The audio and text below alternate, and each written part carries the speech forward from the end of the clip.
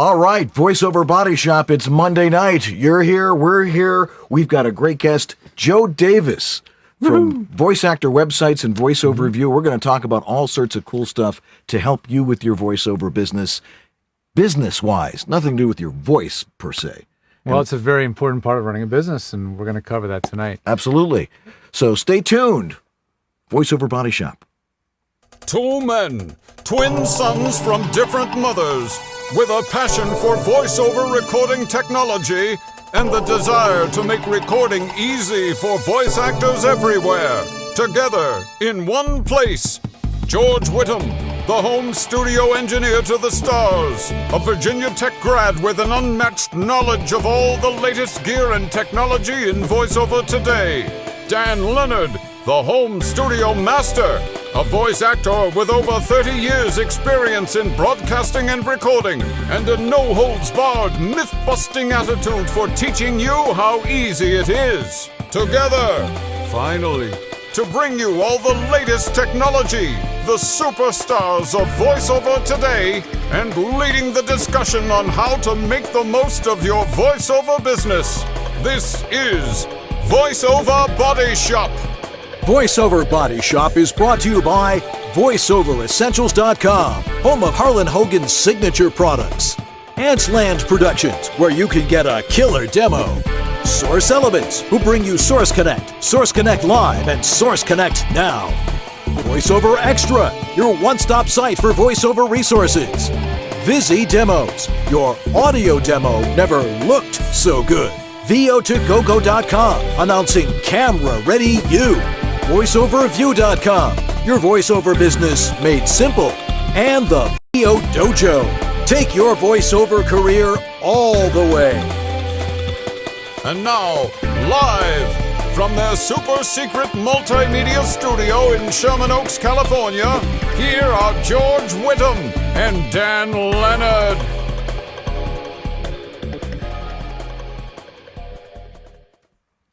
Hi, I'm Dan Leonard. And I'm George Whittam. And this is VoiceOver Body Shop. or VOBS. Thanks, audience.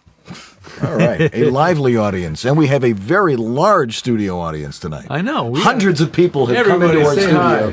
Hey! And you too could be here if you wanted to be. If you're in the greater Los Angeles area, which apparently all these people are. And if you like people, this is a good place to be. Yes, if you like being warm, this is the place to be. That's right. Anyway, so I'm back from WovoCon. I'm glad you made it. I think just barely. Just barely. And as you can hear, remember from VO Atlanta. Yes. We told the gathered crowd when we hosted the opening event, use your indoor voices. How did that go for you this time? Well, as you can hear, you can actually still hear me. You're a little hoarse, but just a little you're bit. Still there. Yeah. But you know, it's like you go into a noisy place and you're like, "Hey, let's talk about your home studio," and suddenly you're gone. Yeah. Then we did karaoke on Saturday night. Oh boy. And it was like, what song am I going to sing? You know, I could do a Bowie song. No, I pick "Hit Me With Your Rhythm Stick" by Ian Dury and the Blockheads. Which I don't know that song at all. Hit me with your rhythm stick. Hit me. Hit me. Nobody else in the audience knew it either, and it was amazing. And I have video evidence, which might surface at some point. And God help us all. Yeah, no, it was fun. It was a lot of fun. A real love fest. People finding out about Wovo. And we'll talk a little bit more about it in the next segment with some of the other people that were there, because we have a bunch of people that were there. And they've all made their way across the Mojave Desert and back here to particularly hot desert this time of year. It was really hot out there. Yeah. Anyway, it's time for... And now, the VoiceOver Extra VOBS News, the latest and most comprehensive voiceover industry news. Brought to you live.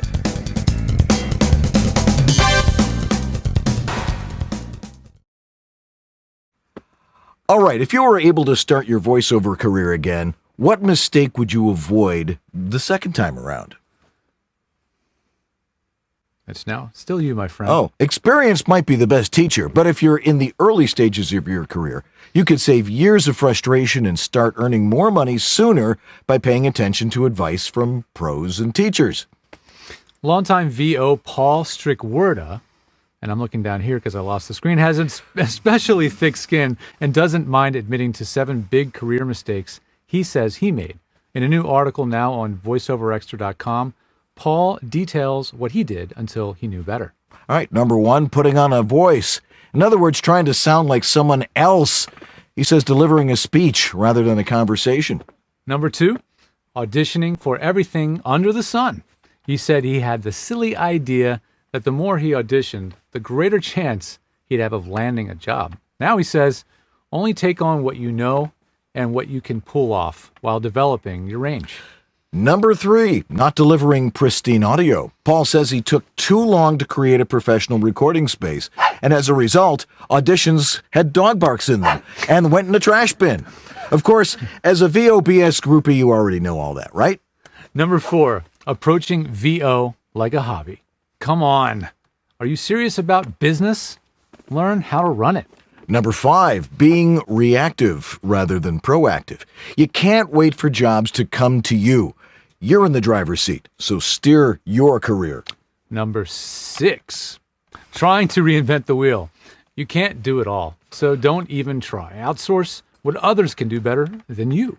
And number 7, not charging enough. Tell me about it. Paul says he thought low rates would get him more work.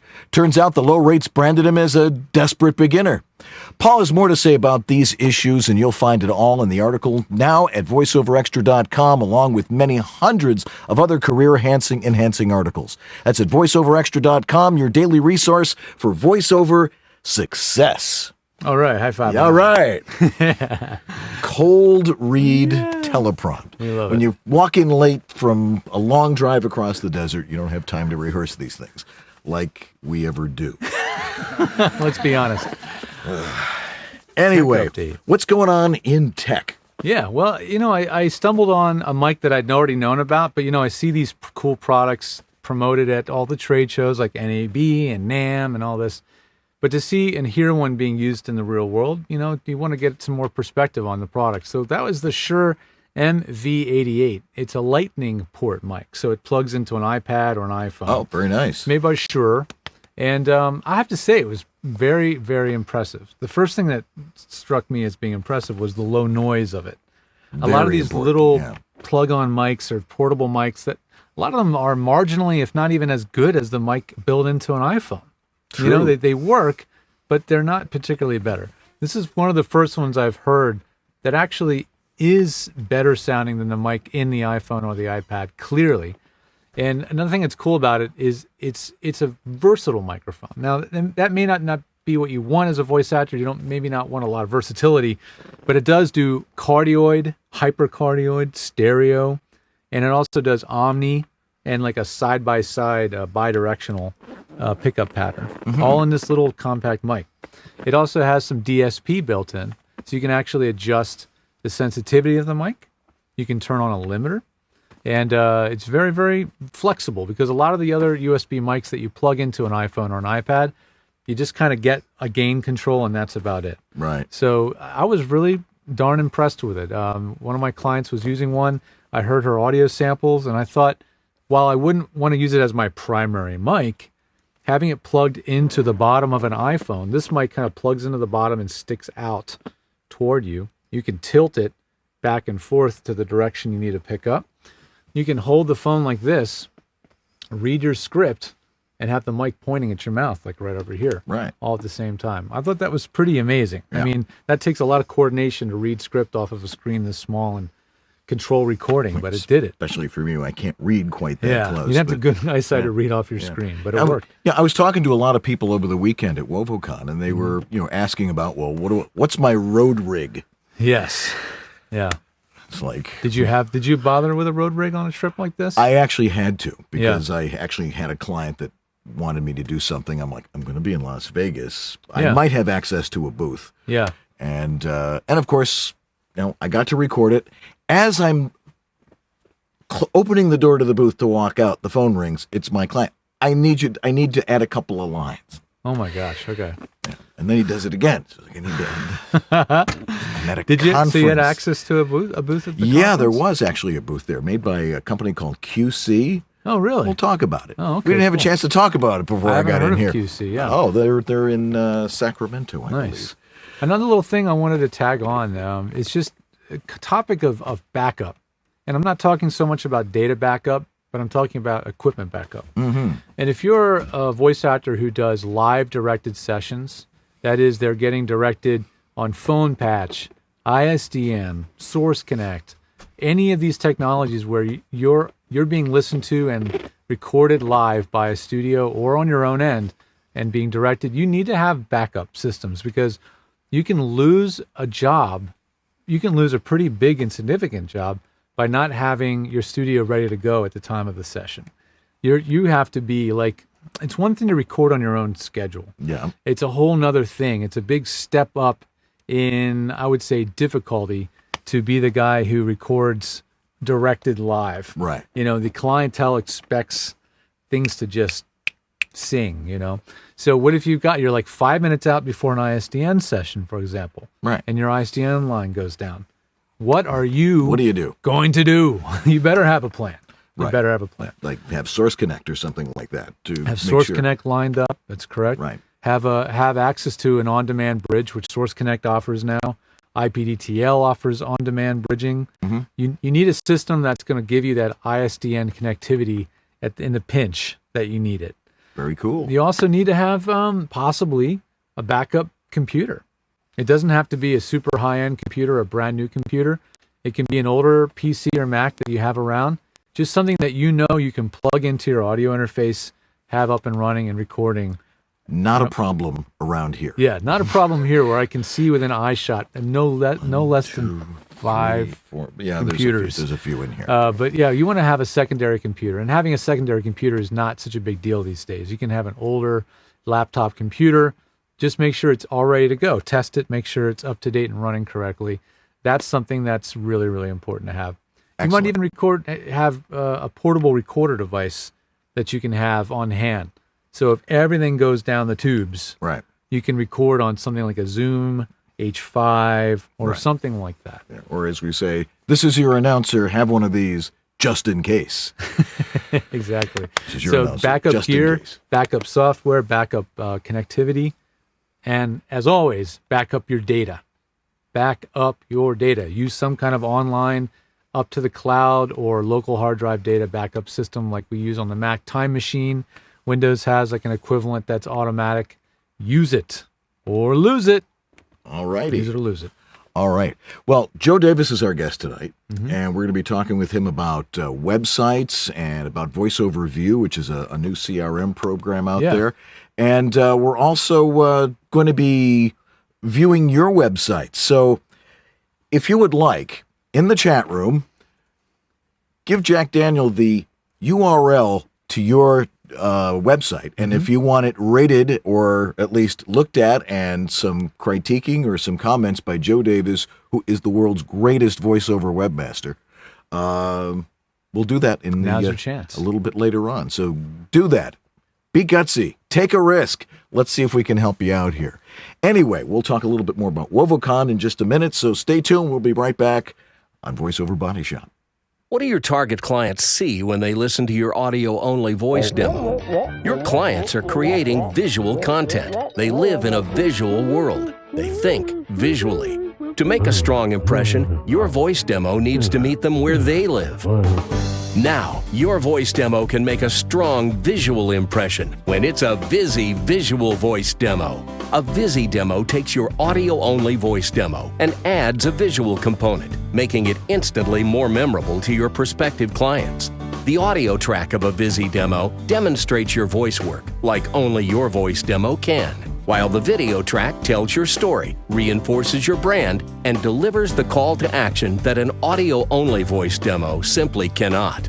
You went to all the trouble to have your voice demo showcase your work. Now, go all the way and showcase your brand, too. Book your Visi visual voice demo at visidemos.com.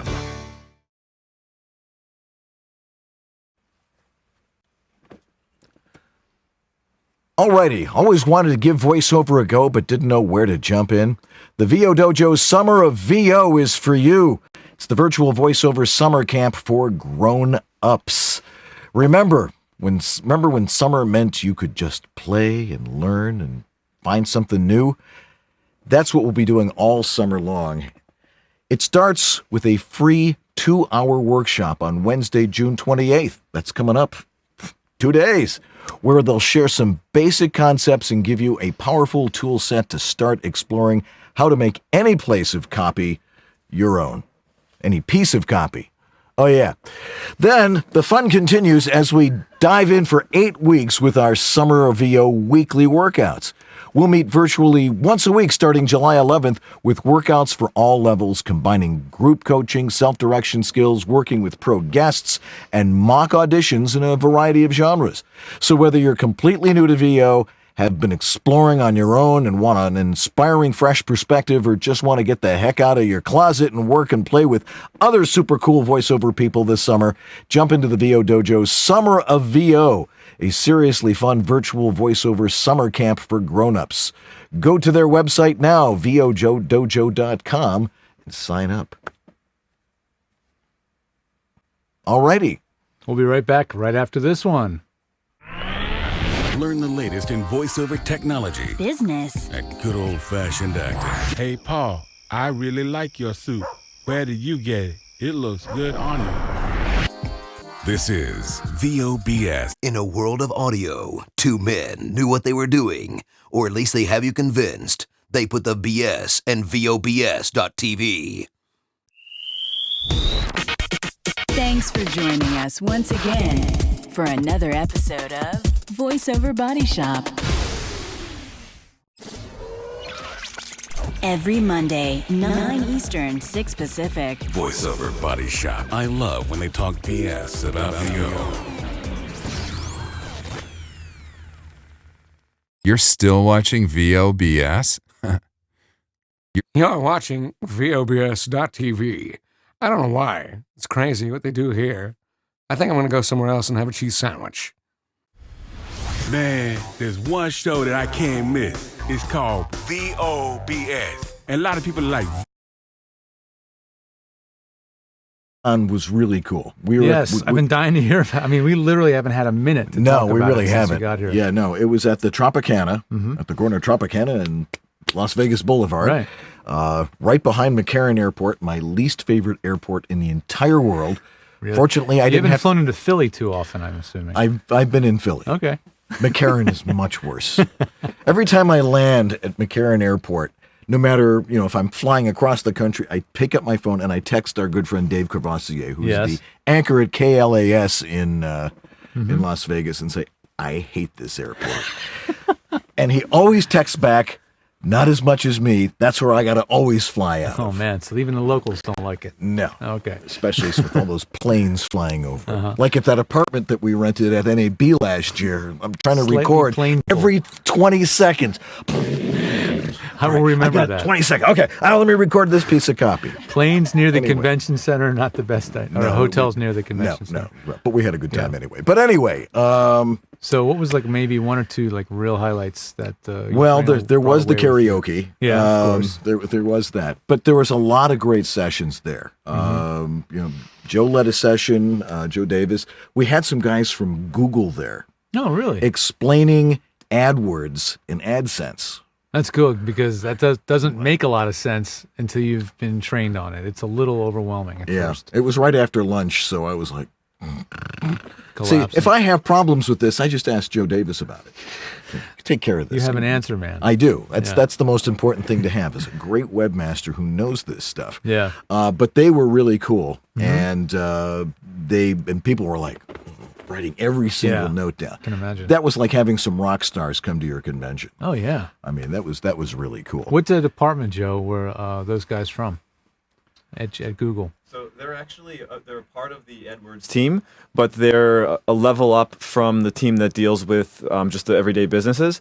So they You said deal the Edwards team? AdWords. Oh, AdWords. AdWords. So AdWords. AdWords is the pay-per-click advertising division of Google. Yeah. Google's worth something like $600 billion. Yeah. And 98% of that revenue comes from advertising. And so these guys work with the clients that are, they want to take advantage of advertising and they have the dollars to do it, but they don't know how. And so Gotcha. they're really, really top-notch. Oh, far out. And these are contacts that you had made prior to the event. You knew about these guys? Yeah. So we actually brought him in. Oh, fantastic. David from Google, I've known him for years. He's a great guy. In fact, when I introduced him, I said, Pat Sweeney is the nicest guy in voiceover, and David Sanchez is the nicest guy at Google. And it's true. we have these great stickers. I don't know if the camera's on me, if you can see. Do you have a Pat sticker? Yep, got a bunch. We've got these pat on the back stickers, and when someone does something nice for you at the conference, you stick one of these on their back of Pat Sweeney. And so the guys from Google were so excited about this that they asked to take them back, and they said everybody on Monday at Google is going to have one of these on their back. No way! So Pat is now famous at Google. It's fantastic. Yeah, Pat's a great guy, and of course he's flying back right now, so he's not watching the show. He'll back see the to replay. Toronto, right? Toronto, Ontario, Canada. Toronto. Yeah. As they say. Yeah. Great voice, great guy.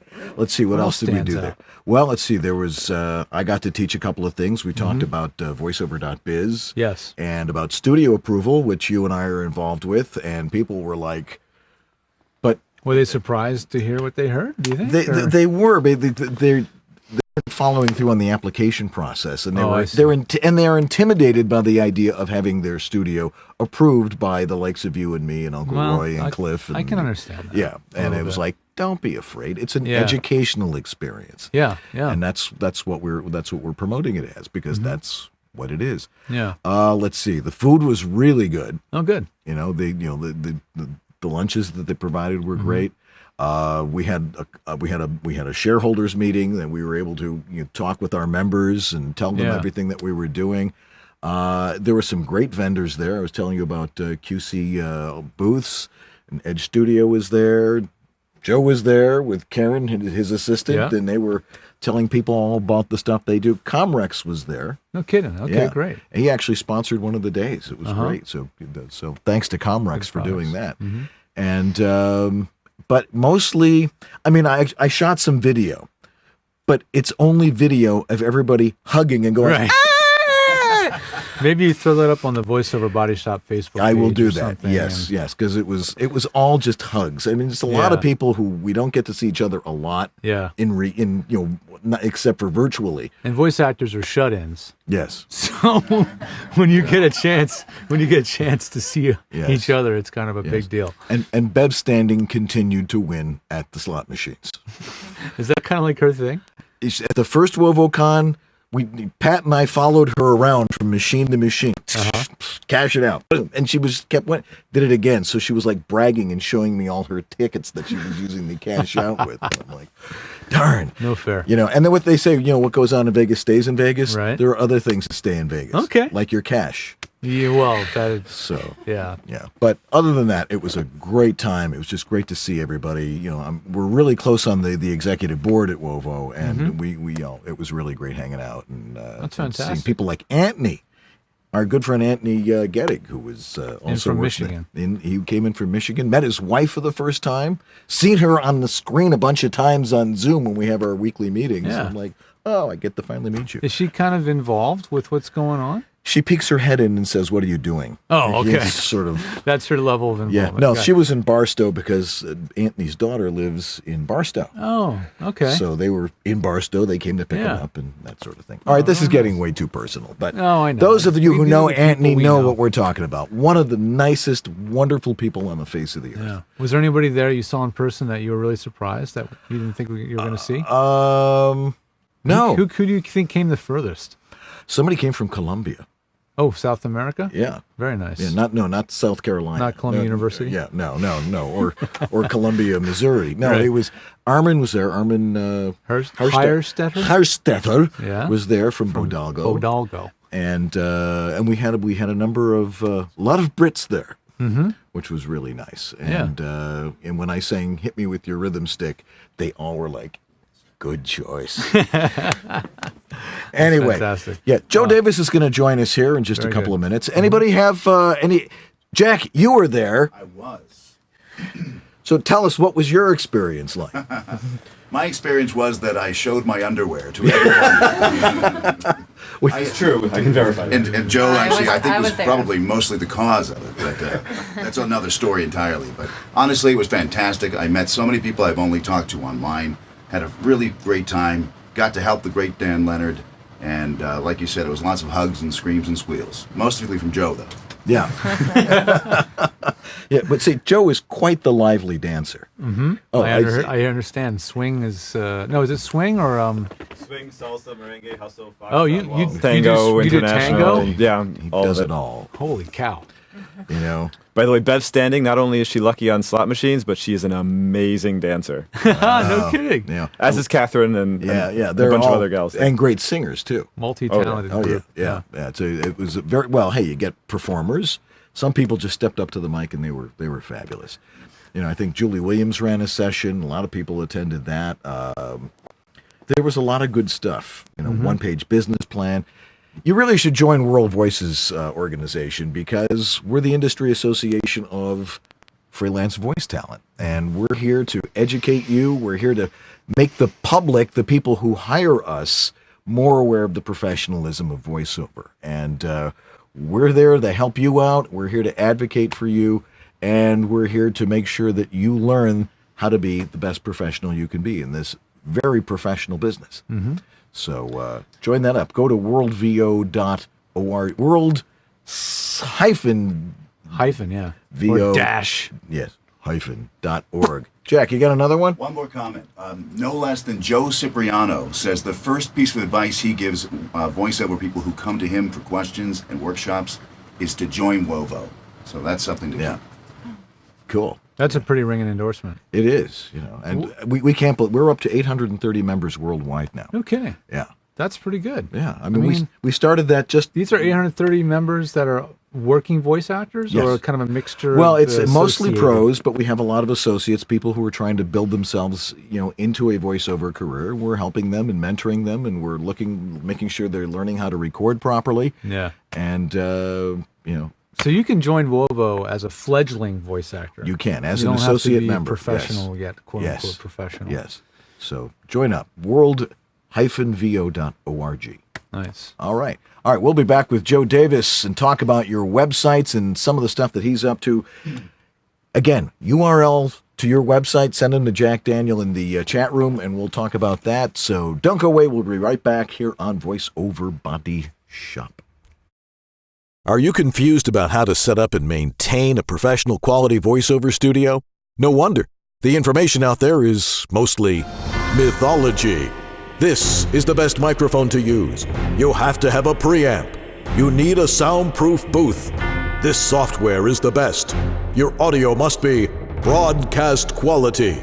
Consult with someone who knows the truth. Someone who's been there, in the trenches, doing voiceover for over 30 years. Someone with unparalleled experience with voiceover studios, who's worked with hundreds of voice actors and designed hundreds of personal studios. He knows how to teach and cares about your success. In one of the harshest environments known to voiceover, your home. Dan Leonard, the Home Studio Master. Separate myth from fact and get a handle on your personal voiceover studio. Contact the Home Studio Master at homevoiceoverstudio.com. Drop off a specimen of your dry audio for a free analysis. I wanted to talk about our dear friends at Source Elements. They're the creators of Source Connect and so many other things. And we've talked about a bunch of their products, but I want to come back to home again and talk about the one that I think is the most valuable to voice actors, and that is Source Connect. Their version of Source Connect that's the most affordable, easy to access is Source Connect Standard. And this is the tool you want to have if you're ready to connect with studios that are playing at the top level of the game. You know, they're doing big national commercials, even regional stuff, affiliate work, you know, that sort of level of work. You really want to have something like Source Connect. And you can get Source Connect Standard basically as a monthly subscription now. You don't have to buy it up front. So it's a lot easier to get into Source Connect Standard, easier than it's ever been, and certainly less expensive to get started. You have to have an iLock account, but the good news is you do not have to have an iLock USB key anymore to use Source Connect Standard. It uses your actual computer as the iLock key, so the license goes wherever your computer goes. So it's a little bit easier to get started. You don't have to have that extra piece of gear to get it running, and you can get a 15-day free trial right now. Go to source-elements.com and get signed up. And if you start signing up in the next couple of weeks, you might see a friendly face on the website explaining how to use Source Connect and some of its other systems. So take a look. It's sponsored VoiceOver Body Shop. See you in a minute. And we're back. All right, we're back here on VoiceOver Body Shop. We have our audience with us. Give us some applause, everybody. Come on now. Let's feed our egos, please. Give us the energy to continue doing this magnificent show. Anyway, it's time to talk to our guest. He's been with us before. He's a webmaster. He is apparently an amazing dancer and just an all-around super smart guy. Joe Davis from Voice Actor Websites. Welcome. Thank you, Dan. Thank you, George. Thanks it's good for to coming. be here. Yeah. My pleasure. Good to have you in the flesh and not just in Florida and stuff. And the slightly dehydrated flesh. We spent 5 hours in the car driving through the Mojave Desert. Yeah. And Dan's a great driver. And thankfully the car held up. I don't know if he told you about the adventures on the way down, but it almost didn't. At 116 degrees. I know a little bit about that. Yeah. But we don't have to go there. All right. Yeah, but it didn't conk out this time. But good. Yeah, it was Good. totally different. But the car ended up at a Toyota dealer in Las Vegas for the weekend. And, did it get rebooted? Yes. When in doubt, reboot. Okay, so first let's talk about VoiceOver View, which is a platform you just launched. Tell us a little bit more about it. Sure. So the wonderful and brilliant Danny States, who I believe is in the chat room right now and happy to answer any questions. Hi, Danny. So Danny and I, about a year ago, realized that we both had similar ideas about the challenges that were facing the voiceover industry. And we wanted to solve them. We wanted to create a solution that was made specifically for voice actors. So a lot of voice actors end up using CRMs, which is customer relations management tools.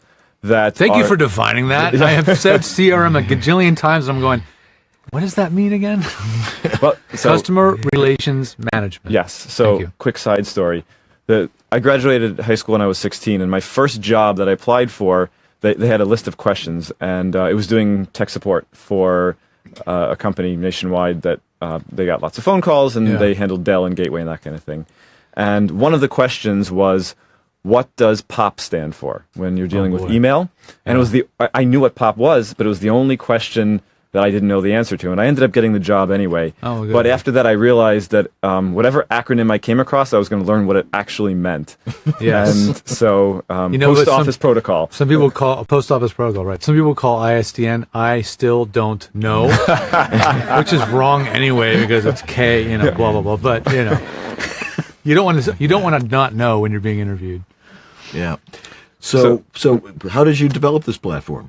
So Danny had been managing her business via an Excel spreadsheet that her husband had put together for her, and it was great, but it had limitations. Oh, yeah. And so we really wanted to create something that was cloud-based, something you could access from anywhere, from your computer, from your cell phone, from your tablet, and have all of your information there and be able to take action on it. And so we interviewed other voice actors. We asked the people that are working in the voiceover industry on the periphery what would be valuable to them, and then we built this cloud-based solution. And so it's part CRM, it's part business analytics. Part of it is that a lot of talent who are just coming in don't have a website, and they may not want to go to the expense of building a website, but if they do it themselves, it doesn't look as professional as a professionally built website. Yeah. And so it comes with a free one-page website. And there's no coding involved. It's just you fill in your information, you upload your demo, you pick what languages you speak, and it's all right there. So it's useful to folks that are just starting out, and then for talent who already have a website, sometimes they're dealing with a project or a new genre that they don't specialize in, and they don't want it to come across like they don't do e-learning, because they do, it's just not their focus. And so they can easily customize this one page to be all about e-learning and then send it off to a potential talent seeker. And so the one-page website is useful to both sides, both to the folks who are just starting out and also the established talent that may have a website but will need something focused for a specific period of time, and they don't want to redo their whole website. Huh. The CRM components, you can keep track of all of your clients, the jobs that you book, your auditions, your audition ratio, how much money you're making, and a whole suite of other tools. Wow, that's a lot. I mean, I've got it. I'm learning it. You know, I may be really good at acoustics and microphones, but when it comes to working with databases, not my forte. It can be pretty intimidating. It is. But I've played around with CRM tools and tried building my own when I was in college and got spiraled out of control really quickly. I just realized how the more I worked on it, the more features I thought of that I wanted to add in. So the feature creep got way out of control, and I realized how quickly this was going to be a monster. So how do you deal with a problem like that when there's other tools out there, and you know what some of those features that voice actors might need? How do you keep it from being overwhelming, not only to build but to use? You have to prioritize, and so what we did is we had a beta period where we had a whole bunch of folks on there testing it out. And items that came up multiple times from multiple people, those became priorities. So if something came up once, then, okay, we're going to put it on the list, but maybe it's not going to happen right away. Yeah. And because it's cloud-based, we can roll out new functionality without having people have to update anything. Mm-hmm. And so as new things are finished, they just pop into the system. There's no extra charge for them. For example, invoicing is coming, so you'll be able to invoice via PayPal and eventually some other means as well. Cool. And that's just going to appear in the system. It's not like we're going to charge extra for that. Mm-hmm. Oh, wow. That's really cool. You kept it simple though, and designing things for the general public.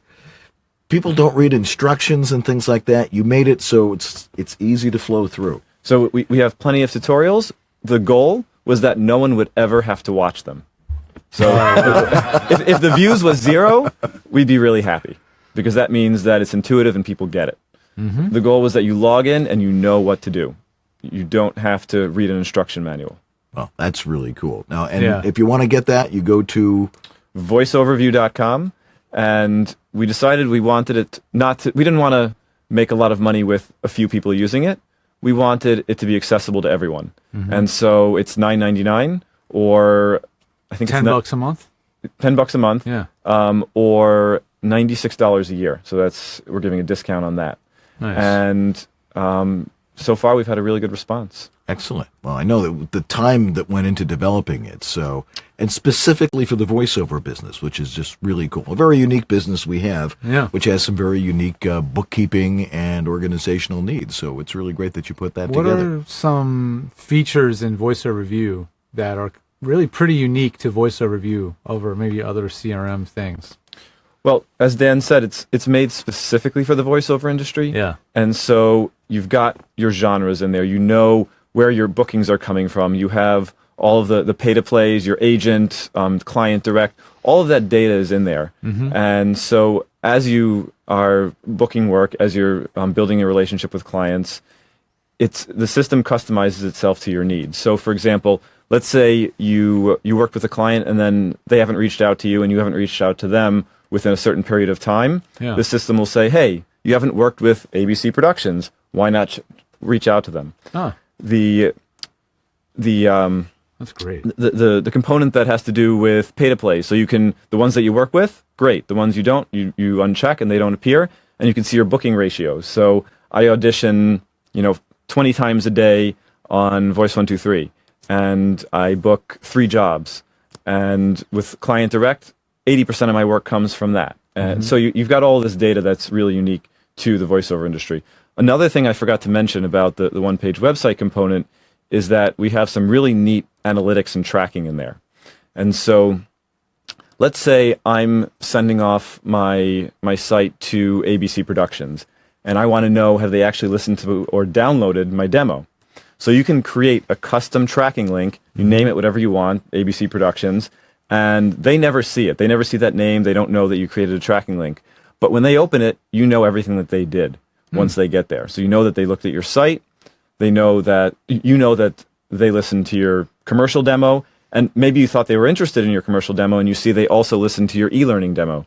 So now you have new information to re-engage with them. You say, hey, I know they're also interested in this. Nice. And so that custom tracking is something that we haven't seen at that level. So that's what's so important about the integrated website as being a part of the tool, as the two of them are connected to each other. Right. So the data it's shared between the system, and there's some interesting system metrics that we built into, so you can opt in if you want and actually see how the way your business is performing compares to other people that are on the system, and it's all anonymized. Wow. Excellent. Do you have any more questions about the nitty-gritty? I got one more bell and whistle question. Okay, one more bell whistle question, then we want to talk about websites for a little bit. Awesome. If you're like an advanced user, and you've got a really pretty nice website built somewhere else, will there eventually be some way of hooking it in to this system? And then they may call it an API or something like that. It's a great question. It's something that we're working on. Yeah, that's probably one of the most difficult problems to lick, I would imagine, right? It is. Yeah. So we're running everything off of Amazon servers. Everything was really clean, really fast, and we want that experience to be the same across any. And when you're dealing with other web hosts, other websites, it can have an impact on that. And so we're trying to address that. Once we do, yes, that's the plan. It's kind of like when the iPhone came out. Right. And this thing is awesome, but it doesn't run a lot of stuff. Right. And then suddenly there was way too much stuff. Yeah, they made a phone that was reliable first. Right. Then they built the infrastructure, and that's really smart. Smart, like Toyota and the Corolla.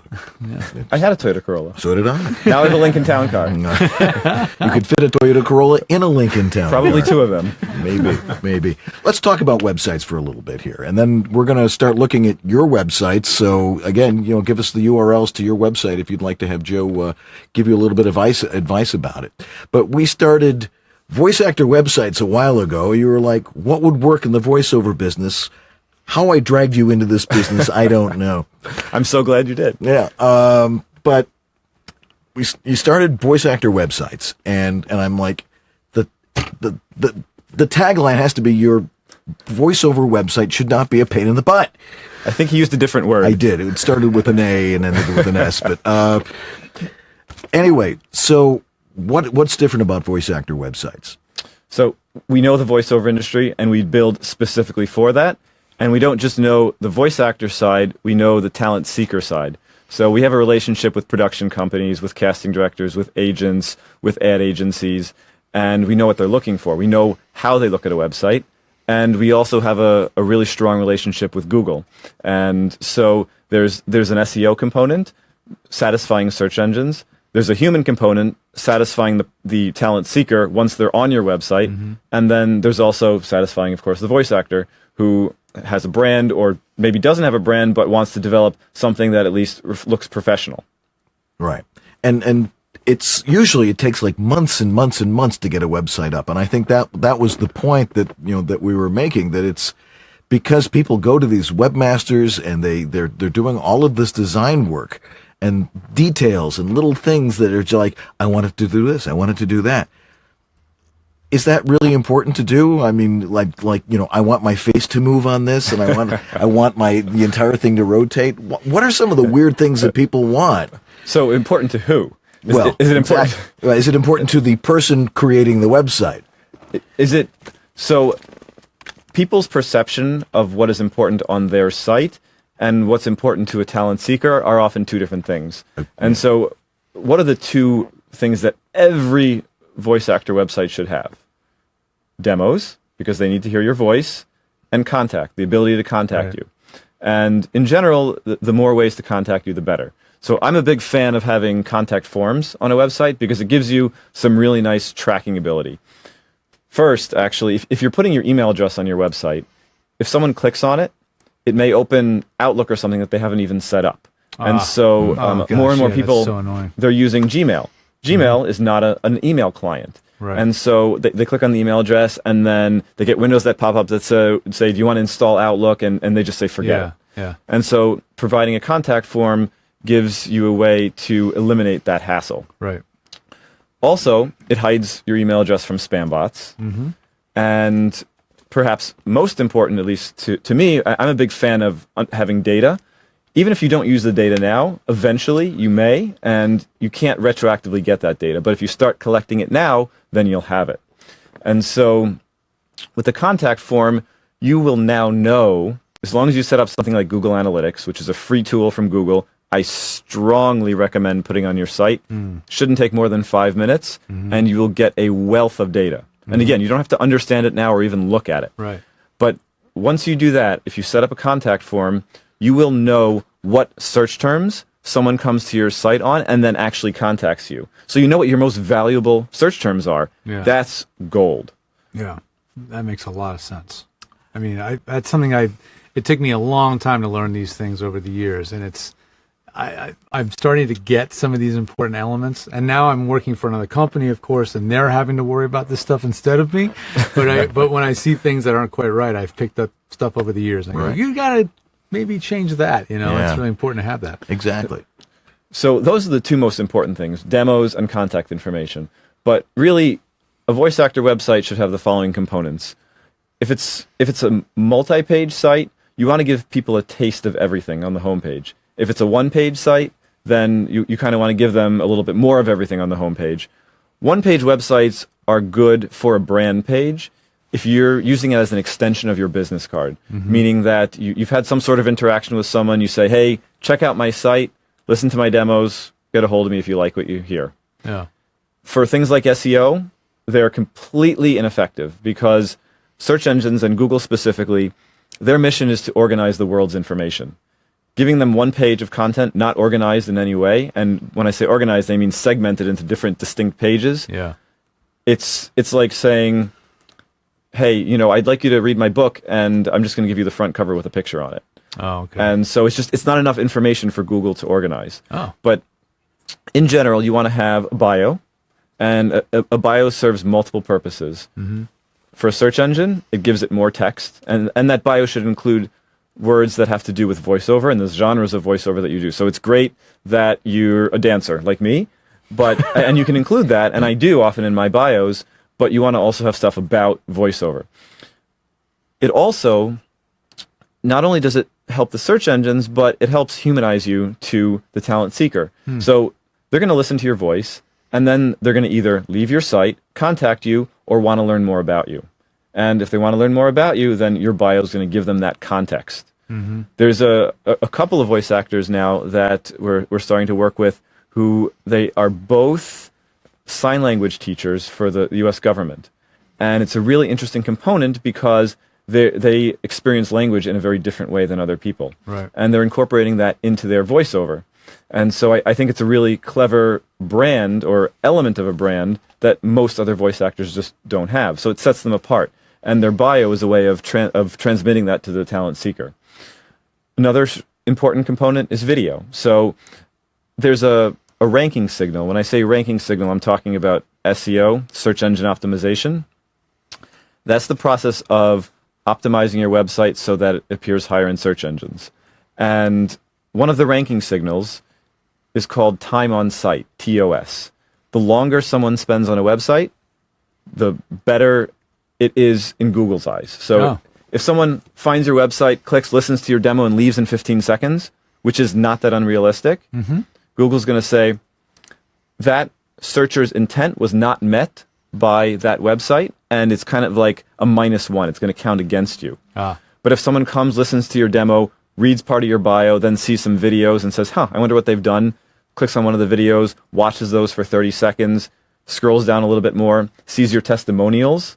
And testimonials, they kind of serve the same purpose as when you're buying something on Amazon. You go there, you see 5 gold stars, positive reviews, and you say, hey, I'm getting something that's really of quality that other people have gotten and they know what they're doing. Yeah. And so testimonials are a good way of doing that.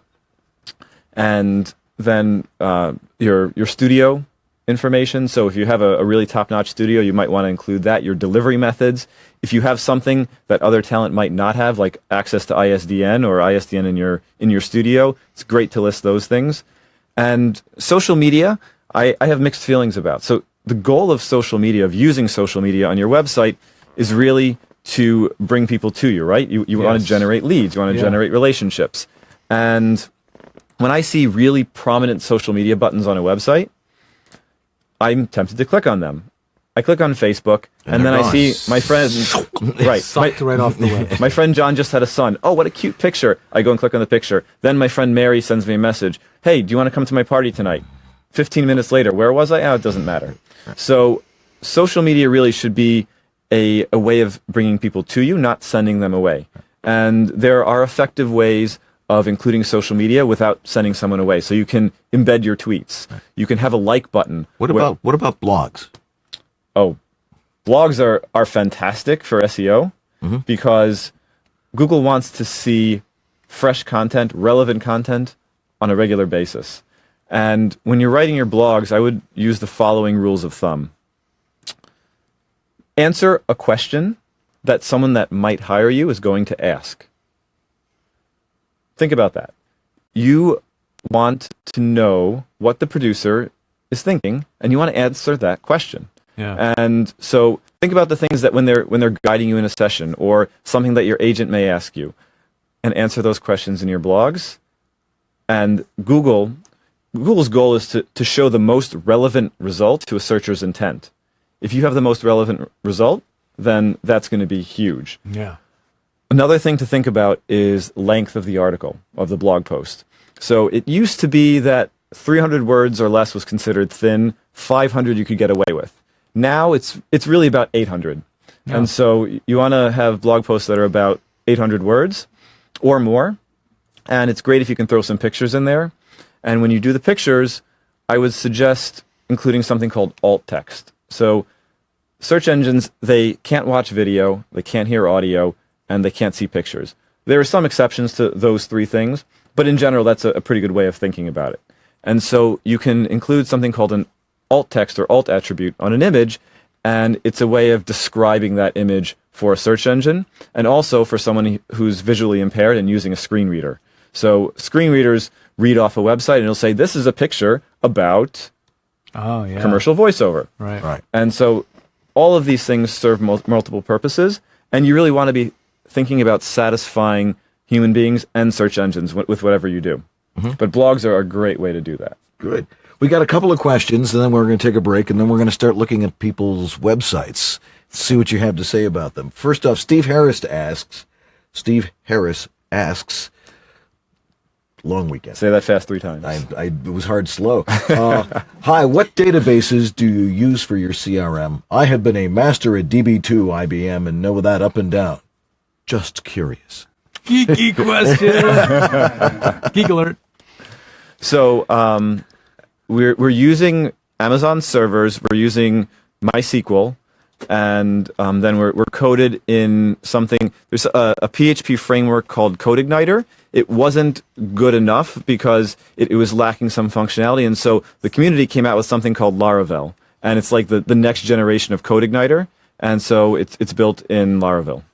Wow, thanks. I don't know what any of that is, but I'm glad to have heard some of that. Exactly. Yes. And the lovely Maxine Dunn asks, Joe, in your CRM, can you sort your clients by fields, for example, city, type of business, past booking revenue, etc.? Yes. Yes. She's right here. Yes, you can. So you can generate reports by any field. You can search by any field, and you can sort by any field. Wow. And so you can put in notes, tags, all kinds of information that's really voiceover centric. So again, that's one of the goals of this system, is that because we know the voiceover industry, and it's not made for actors, it's not made for accountants, it's not made for everybody, which most of these CRMs are. Right. It's made specifically for the voiceover industry. We can really make these fields and the functionality associated with them voiceover centric. All right. But that's what also makes it a little bit simpler to set up, because you don't have to accommodate every business, every type of user. Yeah. Exactly. And in terms of bringing in data, so we have some automated import tools that we're working on. And anybody who needs it, we actually will manually map the fields and do it for them. And there's no cost for that. Nice. So you can bring over your data from anywhere. That's great. All right. Well, lots of people have sent in their URLs. Everybody wants to participate. We love it. And thanks for being with us here on VoiceOver Body Shop. And we'll go through a bunch of those. Yes, we will. And I'll take some entertainer's secret and get my throat working again. And we'll look at those websites with Joe Davis right after these messages here on VoiceOver Body Shop. Don't go away. Here's a question for you. Do you know what your audition to booking ratio is? As in, how many auditions does it take before you book a job? How about your pipeline? Do you know which jobs you've booked? Which ones you've sent to the client for approvals? How about which ones you've invoiced but haven't been paid yet? Do you know how much you booked this month compared to last month or last year at the same time? Yeah, these questions might make your head spin.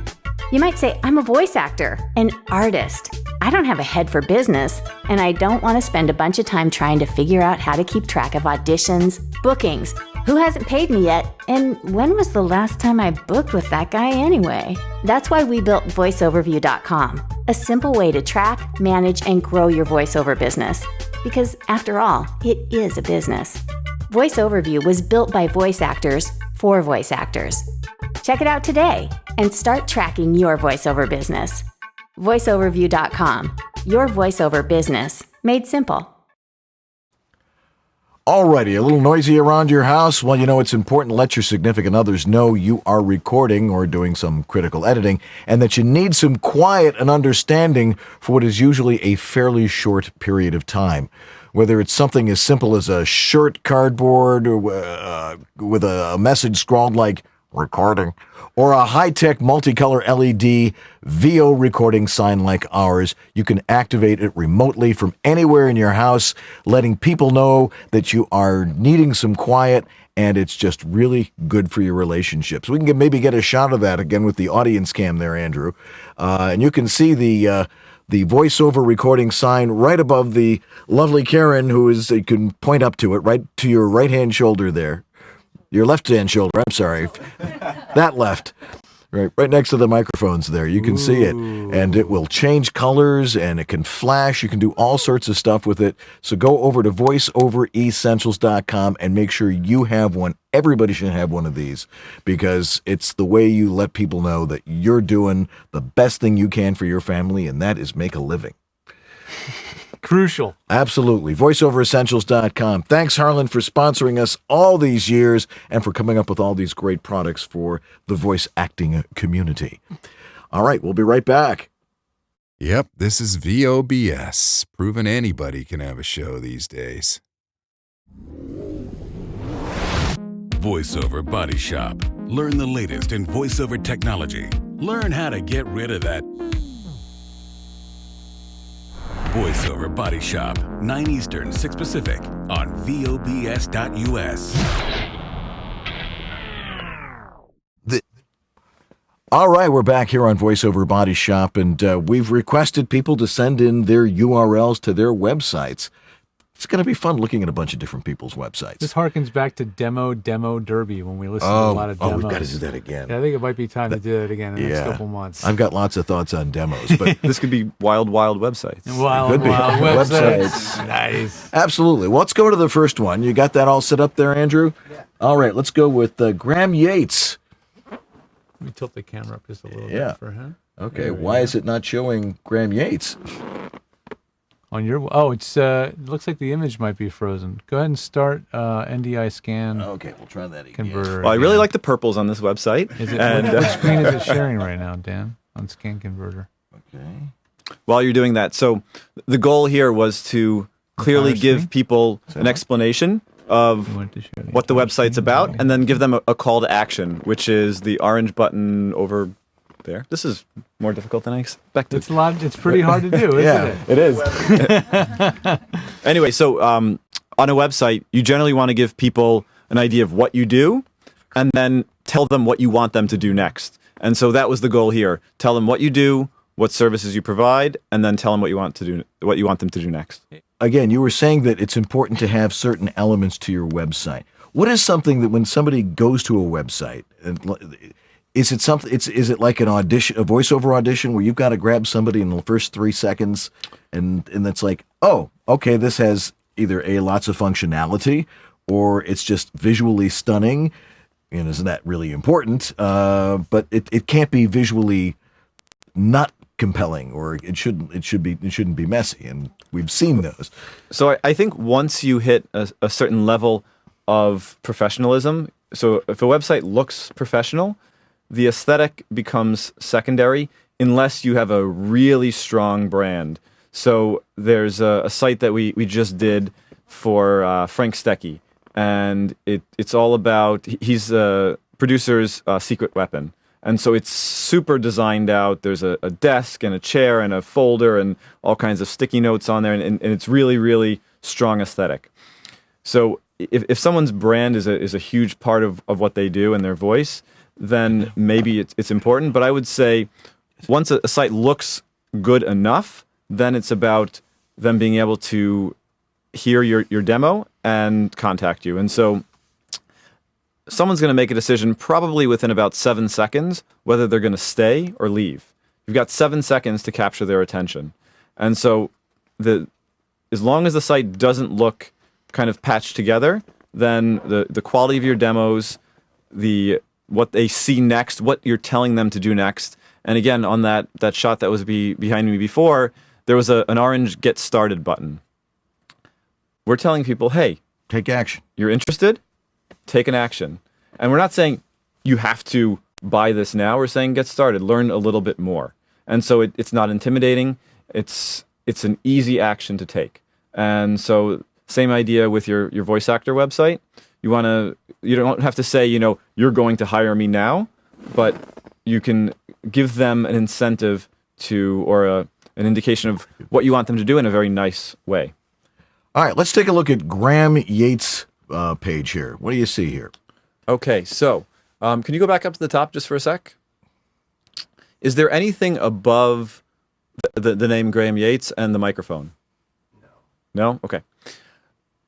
It's funny that there's a large microphone on there, because this is perhaps one of the most polarizing issues for a voice actor website. Yeah, we know you use a microphone. Half of the people, they say, whatever you do with my website, I want a microphone on it. The other half say, whatever you do with my website, I do not want a microphone on it. And so it's really personal preference. But I like it says voiceover actor at the top. It's telling people who you are and what you do. You've got those big social media buttons there. That I have mixed feelings about for the reasons that I described. You're giving people the potential to go away. I like the phone number. I like the email. Your demos are above the fold, I think. I think I'm actually in the way. Is there the ability to play them there? I don't know if we have audio feed right now. 1, 2. Okay, great. So that's good. Okay, we won't hear them, but we can see that. Yeah, I just wanted to see if they right there. Yeah, okay, so awesome. That's good. It's all kind of very neutral colors. You've got profile, vocal profile, voiceover description. It's nice to have those descriptors on there. Voiceover industry experience, and those are great keywords right there. One of the things that Google does want to see is content in paragraph form. So it's nice to have bulleted lists and lists separated by a comma, but you also want some kind of natural language paragraphs on there. And so I would recommend maybe fleshing that out a little bit more and giving some longer information. Can you scroll down a little bit? So there you go. There's a bio with essentially what I was talking about. And then can you scroll up a little bit to the bio? All right, so there's a photograph. The photograph is really interesting because someone is going to decide what you sound like by the way you look. Yeah. And it's another question we get all the time. Should I put my picture up on the website? Does the face match the voice? Does the face match the brand? And so if there's any question, I would say at least don't put it above the fold. Let someone hear your demos first. Put it on a bio page, put it further down, put it next to your contact information. But if there's any potential for someone to see a picture of you and decide, hey, that's not the voice I'm looking for, or decide this person's going to sound like this and then actually hear that when they listen, even if you don't sound like that, then don't put it. Mm-hmm. Mm-hmm. And then scroll down a little bit. rates, contact, podcast. Nice, Graham Yates. And is this a one-page website then? It looks like there's a one-page website, and so overall, I'd say it's one of the better ones that I've seen. My suggestions would be add some navigation at the top, because right now you're not telling the visitor to do anything, and they kind of have to scroll in order to get through the whole thing. And there's not a call to action. So great, they've listened to your voice. What do you want them to do next? Hold their hand, guide them. Right. There's no contact form, and so for the reasons that I described earlier, it's a good idea to have a contact form.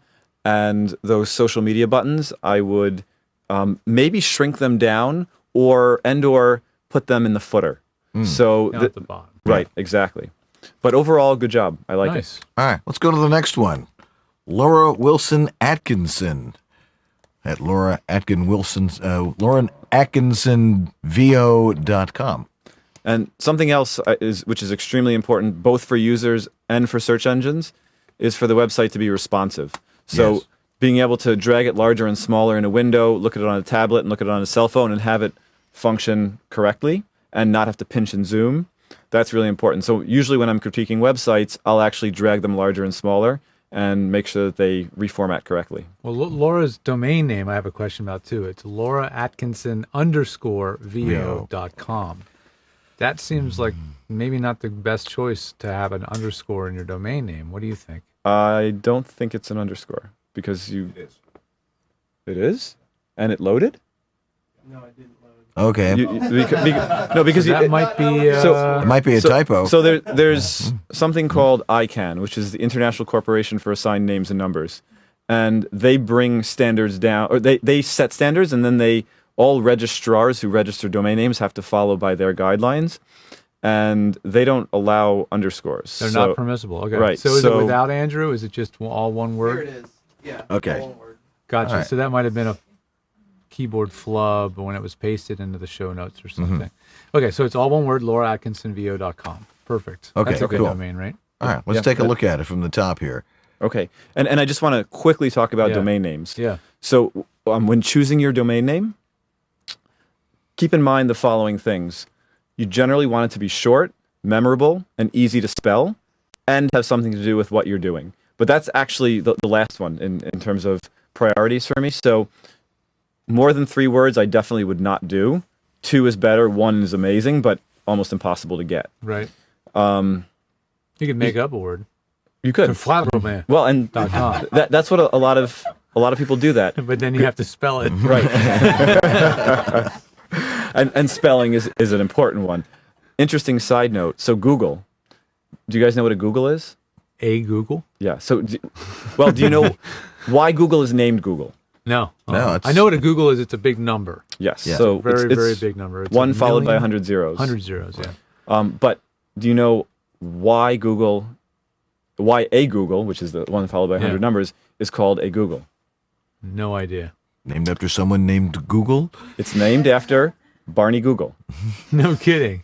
So the mathematician who was naming that set of numbers was trying to figure out what to call it, and he asked his nephew, who was a fan of the cartoon Barney Google, and his nephew said, "How about Google?" And he ended up naming it a Google. Larry Page and Sergey Brin, when they were naming their company, they wanted to name it after something that represented a large amount of information, which a Google was. Yeah. And so Google is actually named after Barney Google. And I was giving a presentation about a year ago, and I mentioned that, and then I was actually at Google and I mentioned it, and a lot of people don't know that. Even the Googleites themselves. Even the Googleites. Google. Oh, wow. Yeah. Googlers didn't know that. Revealed the secret. All right, let's check out Laura Atkinson. Okay. Laura Atkinson. Okay. Scroll up to the top there. Is that the top of the page? That's the whole page. Okay. So the things that strike me first are there's no contact information and there's no contact button.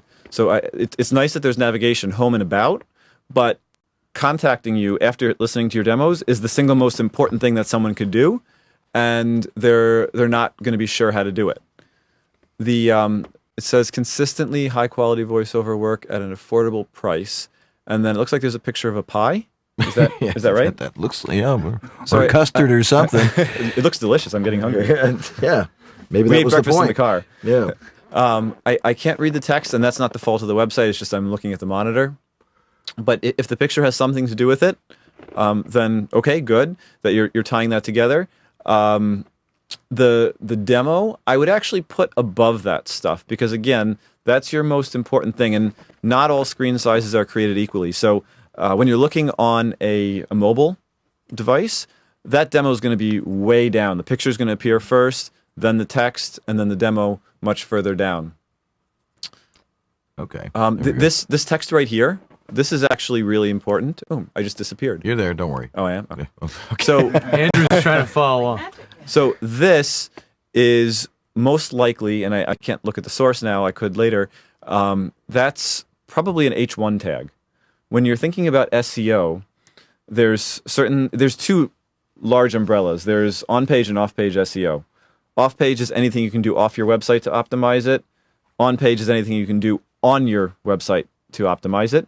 And one of those things is utilizing H1, H2 tags. Those are heading tags. They're generally larger and bolder, and Google attributes more weight to the words that appear in there. So consistently high-quality voiceover work at an affordable price.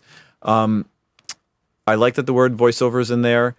If you're trying to rank well for affordable price or affordable rates, then that's not a bad keyword to have in there, but it's pretty long. Most H1 tags are, say, between 3 and 6 words. So I would probably shrink it down a little bit and maybe take out consistently because that's not something that a searcher would be looking for. Okay. Mm-hmm. Okay. Well, now we understand the custard pie there. It says, no, you took it off there, Andrew. Just Put go it back. keep it on full. Okay, okay. Perfect. All right. Not too salty, not too sweet, drizzled with just the right amount of smooth, creamy chocolate.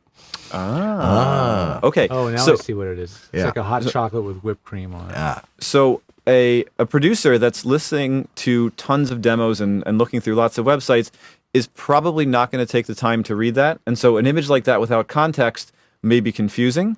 If you're going to use an image like that and it does look delicious, I would try to figure out a way to incorporate the text in a larger way so that someone gets it right away. They don't have to look at the image and then read through that wall of text. They look and they're like, oh, I get it. Her brand is this, and it relates. Yeah. All right. Let's go on to the next one. Can you scroll down just a little bit? A little bit more. Is that? That's her That's narration demo. Yeah. Okay. All right. Let's go to the next one. Okay. Awesome. Yeah, maybe we can focus on a slightly different element on each page that stands out. But I like that you talked about the H1 tag. That's something I wouldn't have thought of for sure. And that's super important. Yeah, that's really great. All right. Now we have Heidi Schneller-Mina. Heidi'sVoice.com. I like that the domain has just Heidi's Voice and isn't HeidiSchneller.com or Heidi Schneller and Mina are words that you're not going to know how to spell right off the top of your head, but Heidi'sVoice.com. Anybody should, Heidi is a common spelling. So, and something that I find is talent will sometimes buy something like Heidi Voice instead of Heidi's Voice. Mm-hmm. In a situation like that, I would actually recommend buying both and just redirecting one to the other. Because if I meet you in a noisy exhibition floor at a conference and I say, oh, check out my website, Heidi'sVoice.com, did I say Heidi or Heidi's? And then do I put an apostrophe? And of course, domain names can't have an apostrophe, but not everybody knows that. So you want to kind of cover your bases. And for the extra $10 a year that it's going to cost you, I would get the extra domain. That's smart. Okay, let's take a look at Heidi's site here. Very colorful. Yeah, it is. Wow. Okay, I like contact me in big, and a big button at the top. The colors is an interesting take on a sound wave, one I haven't seen before, so it's relevant. The photo, I automatically think I know what she's going to sound like because of that photo, and I don't think we have audio now, so we can't actually hear it, but I'm making an assumption, and there's no demo there, right? So it's further down. Demos are at the bottom. Yeah, there. They need to be more prominent, don't they? Those demos should be prominent. I like how it's broken up kind of into little different sections, but I think that the photo should probably go lower down, and then the cartoons. That's a really cute picture, and I feel like that could be her brand, even if the sound is similar and she does animation and character work, but it feels very different than the top. So it feels like two different websites, And so I think having some consistency throughout the website is important. And another thing to think about, text within an image cannot be read by Google or any other search engine. And so I don't know if that text is part of the image or not, but you want to be careful, especially if the text has keywords in it that you're trying to rank well for. Make sure that's not a part of an image. Okay. Why don't we go on to the next one here? We got a lot of them, so let's kind of a lot of cool artwork in that one too. Yeah, really. Okay, next one. Cynthia Eckert Saari. Saarie. And she decided to not use her name and her domain. So hers is forevermoreonline.com. That's an interesting choice because that sounds like maybe an old brand or something not related to VoiceOver that she kept. And when she moved to VoiceOver, I'm just guessing, but it sounds like it. It does kind of sound like that, and we do find that people do that. In general, I like having something that says it's either your name or it says, hey, I do VO, I do VoiceOver. There's one exception to that, and that's, remember I was talking about off-site ranking factors, things that you can optimize without actually doing something on your website. So the age of the domain is important. Oh. If all other things are relatively equal, a website that's older will perform better in the search results. Oh. So if you've got this great website that's 15 years old or 20 years old, and it's had something to do with audio all that time, and then you switch it over to VoiceOver, that may not be a bad thing. But overall, if you're picking a new domain name, I agree with you, George. I think it should be either about you, the person, or mention VoiceOver. Gotcha. All right. What's something else from that web page that stands out? I can't. Okay, see. There it is. Okay. Photo is prominent. The photo is prominent. I can't read the white text on the buttons, and I think that's again because I'm looking on the monitor. But cursive, it's a little tough to read. You can't just read it right off the This first is about in contact, or the red contact there. Got it. So dark red on black, a little hard to read. So Contest. Yeah, and it looks like there's some text up at the top in the upper right-hand corner. That's that kind of maroon color. It says on the black. forevermore. And I think it's important when thinking about your aesthetic that functionality should come first, and design and beauty can marry with that. So it doesn't have to be ugly to be functional, but making sure that someone can do exactly what you want them to do on the website without having to try to figure it out. You don't want to have to retrain your user. You want it to be intuitive. And so while I think those buttons are a pretty color mix for a website, and especially something important like talking about your commercial or narration demo, then I think it's a good idea to use something that's easier to read, and the same thing at the top. Let's go because let's do one more. One more. We got time for one more. Okay. All right, cool. What are we gonna do next? We'll do Nathan Cundiff. All right, let's get Nathan Cundiff in there. Nathan Cundiff, VO.com. Yeah. All right. It says who it is and what he does. And there we go. Okay, so you can make that a little bit bigger there, Andrew. He's zooming in. There we go. Nice. Not Okay. two. Go back one. There you go. So the logo is cute, and I think it looks like there's a heart in there. There is. With the sound wave, which I've never seen that combination before. Yeah, but it could be a heartbeat also, and so I think that's a very clever EKG take on kind of thing. Yeah, exactly. Yeah, it says giving heart and soul to every word. That's cute. On the other side, on the top right, or it might be the left, depending on how you're looking at the website, there's a big empty space, and that's a great opportunity to give the user, the visitor, something. Give them your contact information, give them a demo. Well, it is there. It's at the top of the page.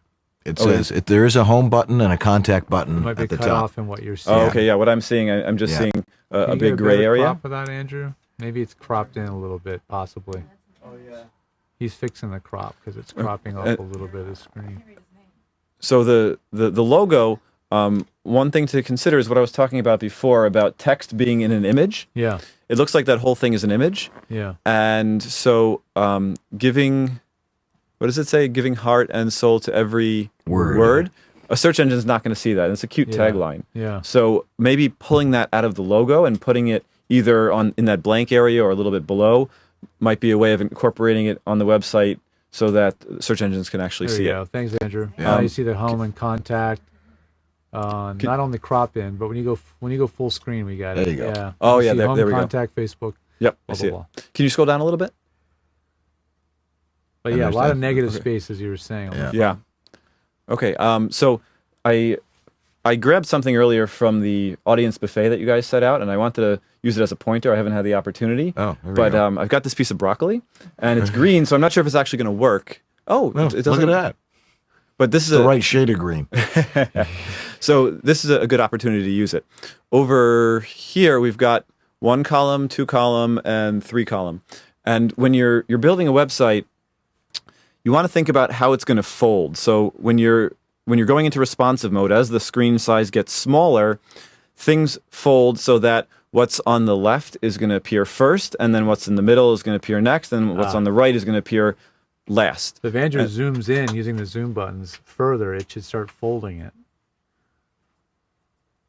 Now scroll down, Andrew. Now you see demos is on top. Dialects is next, then ages. A long So like list you of said, stuff. Yep. Yeah, it folds down like that. And so that's something to think about as you're designing your website. Very good. And how's the broccoli? Okay. Edible. All right. Hopefully. I was sitting on this, so actually I'm not sure I should have done that. All right, Joe, thanks so Man. much for being with us Tons and of info. hanging out with me all weekend. We had a great time. We and, did. It was my pleasure. And thank you for bringing all this great stuff to the voiceover business. This is really useful stuff. All right. Well, we'll try and wrap things up here in a second, and then I can stop talking. Can I just quickly show this? Oh, there's one more thing we want to show here. Yes. One more thing. Yes. So, one of the things that you may want to think about when you have a relationship with a producer, you're trying to generate a relationship with a client, is that you want to give them something that's relevant to them and they're going to actually want to use. So there's a lot of swag out there that no one is ever going to use.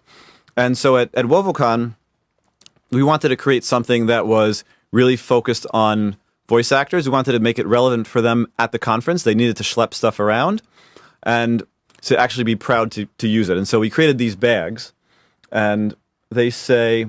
Support fee speech. Hire a voice actor. And they were a big hit. We're actually going to do T-shirts and some other stuff now.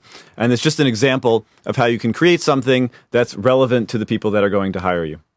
Very nice, man. Excellent. Oh, yes. One more plug. One more plug. Karen, why don't you come over here and say it? So for 2 weeks, or you can have a 2-week pass for a voiceover view. You just have to contact us, email us, and So- we'll give you a code. Yeah, so you can email us at info@voiceoverview.com or just click on the contact button. All right. All right, fantastic. Okay. Thank you. All right. We'll be right back here on VoiceOver Body Shop, so don't go away.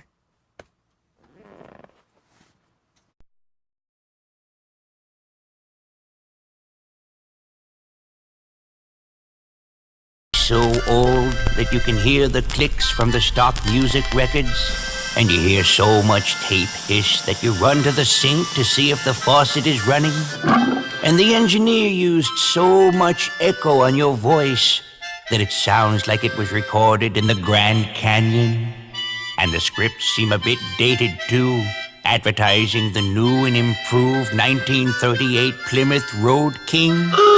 Is that what's been troubling you, Bunky? Well, lift your head up high and take a walk in the sun. Your demo can be killer, too. Just contact Uncle Roy at atlandproductions.com and book yourself a shiny new killer demo. Show your stick-to-itiveness and show the world you'll never give up, never give up, never give up.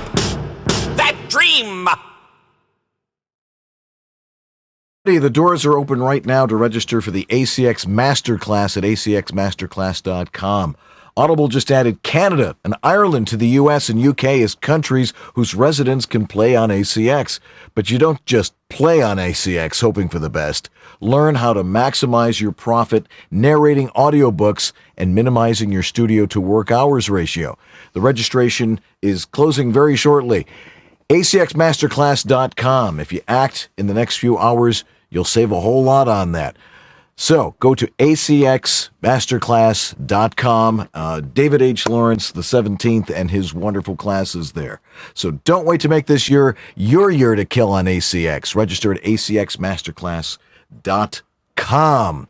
and use all his other great stuff at vo2gogo.com and Camera Ready U and all those other great things that he has over at vo2gogo.com. This is John Bailey, the Epic Voice, and you're watching VOBS.TV, Monday nights at 6 p.m. Pacific, 9:30 Newfoundland. Wow. This is VOBS? They are ribbed for her pleasure. I don't remember that one being in there. That one slipped in there. Yeah, I don't know. We got to do a little bit of erasing there. Anyway, it's time to look at what's going on our show over the next couple of weeks. Right here, Dan. Sorry, I took it off the screen. Well, that's okay. Next week, we're going to be dark for July 3rd, the day before July 4th. We're going to take a night off. We need to do that. Especially you. I think I need a couple of weeks off here. Yeah, so we're moving just a little bit slower. A whole weekend of not sleeping and then driving across the desert and hanging out with all my buds. Yeah, there's not a lot left. But anyway, July 10th. Yes, the VO doctor Bill Holmes will be here. Awesome. Yeah, that'll be a lot of fun. An entertaining guy, and we'll go over all sorts of the cool techniques that he teaches his the voice actors he works with. Yeah, he'll probably talk about demos, I would imagine. That would be great. And we're gonna have to do another demolition derby one of these days. All right, we'll get that one in the works as well. Bring some maybe some agents and some producers in. That sounds great. That sounds like a great idea. Donors of the week. Donors. Well, we do have Eric Aragoni, who is Eric, supporting the show. We've got one that just came in from Tracy H. Reynolds. Thank you, Tracy. Scrolling down here, we've got some coming in from, we already saw that. I already said Eric, but I'll say him again because he's, we got one that came in from Kendall Cooper. Oh, right. Sweet. Thank you. And another one this one is from Patty Gibbons. Oh, we love you, Patty. Thank you very much. Thanks, Patty. Another donation ongoing from, so weird how the emails are formatted now from inbox. Yeah. Amanda Fellows. All right. Yeah, Amanda Fellows. She's a sustaining donor, so she donates automatically every month. My dad, because it ain't me, so that must be my dad. Sustaining donor. Thank you, Dad.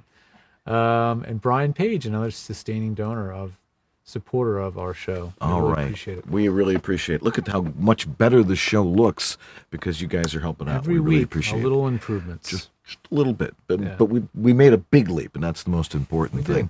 Let's see. What was our intro tonight provided by? Was John that Taylor. That was the original voiceover we had on that. Love it. And John's, we miss you, John. Come visit us again. You can too. We're going to come up with a new intro very shortly. I promise. We're going to do it really soon. Too many things are happening at once. Now's the time to do it. Let's see. What else? What's going on over with you at Edge? Edge Studio. Well, the new website, edgestudiotechnology.com. We have it rearranged a little bit differently. Now we have our products on there grouped by what your skill level is. So if you're first-time voice actor or new to voiceover, we've got a button dedicated to you. That's for the new to voice actor, new to voiceover, and we've got just the things you might want to know about over there under the new to voiceover. Then we also have another section, working actor. So if you click that, it now directs you to the products that you, a working voice actor, might want to see. Andrew, if you click that working voice actor, click here link, they'll see what's available under there. And you'll see you've got ways to reach me, to work with me directly. You can get access to our HISS team, our support squad. And you can also get things like acoustic treatment support, audiobook production, and such. And if you're a working pro and you want to design a studio from scratch, there's another link at the top that goes straight to our pro services. So it's a new way to browse the site and get around and find things you're looking for, because we've got so many different ways to serve you over at edgestudiotechnology.com. Right. And if you need my help, go over to homevoiceoverstudio.com and drop off a specimen of your audio in the specimen collection cup. Yes. And I'll be happy to do some analysis of your audio. We got a survey, too. Keep taking the survey, guys. That's really important. And if you want to be here in the studio, hey, let's get another shot of this wonderful studio audience as they applaud enthusiastically for being here tonight. Yeah, if you're going to be in the greater Los Angeles area, email us at theguys@vobs.tv, and we will be happy to accommodate you and feed you. But you also have to bring cookies. It's very, very important. And a beer. It's appreciated And from beer. time to time. Yeah, well, Jack always brings the beer. That's makes it all worth it having him here. No, it's just having you here is the best part. Absolutely. All righty. We'd like to sponsors. We need to thank Vizzy Video Demos. That's right. Harlan Hogan and VoiceOver Essentials. Source Elements. VoiceOver Extra. VO to Go and Rehearsal App. Antland's Killer Demos. And our new sponsors, the VO Dojo and Joe Davis from VoiceOver Review and Voice Actor Websites. All right. All righty. Thanks to Marcy for putting up with an incredibly large crowd out here in our backyard. What else? Our producer, Catherine Curran, for booking great guests on here. Jack Daniel. He's here. Anthony is in the air somewhere, flying back to Kalamazoo, Michigan. And of course, our amazing floor director and producer, the one and only Andrew Bushwitz. Thank you, Andrew. All right. And, of course, Jack DeGolia, who was also at WovoCon. Man, well, he is in Vegas. Yeah, that's true. He is there. He did a nice, really good session on Twisted Wave. He's really gotten Twisted Wave dialed. He has. All right. And, of course, Lee Penny for being Lee Penny. All righty. That's going to do it for us this week. Guys, we know it's a hard business out there. Get as much good information as you can. You can always find it here Monday nights here on VoiceOver Body Shop. I'm Dan Leonard. And I'm George Whittam. And this is VoiceOver Body Shop. Or VOBS. Good night, everybody. All right, it's VOBS.TV. Yeah, it is. All righty. Just let me know when you're ready. Before time began, there was VOBS.TV. Watch or else.